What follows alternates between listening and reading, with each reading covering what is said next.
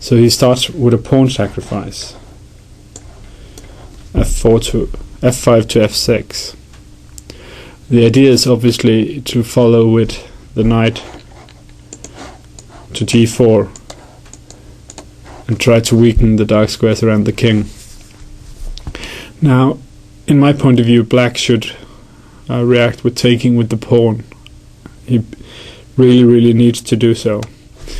White would have a very strong attack after knight G4, and I would clearly prefer the white position, but black stands better chances to defend on the dark squares if he has his bishop still. Now in the game he decided to take with the bishop,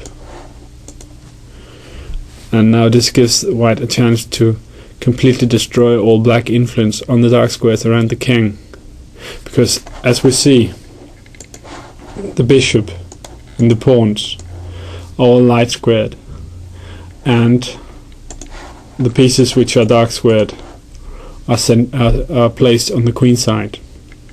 So for white now, it's quite simple to sacrifice the exchange and to in this way destroy all defense on the dark squares. We also see that the bishop on b2 potentially will become strong.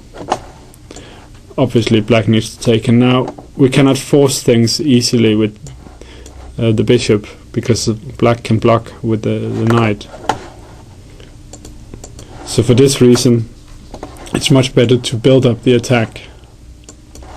We'll get back to this principle when we discuss evolution, revolution, evolution in a later lesson, and that will be in lessons 9 and 10. In this position, white now has some threats like the queen to b6, and also simply knight takes f6, and black needs to react. There's one defense which is d5, with the idea of trying to involve the queen in the defense. This is what black played in the game, and we shall see why this is insufficient. I have analyzed what I thought was a better defense, which is trying to somehow force white to attack black on the dark squares immediately, instead of waiting for white to bring the rook and the bishop and maybe also the other knight into the attack, which is bishop d7. But it seems that this move still is not enough.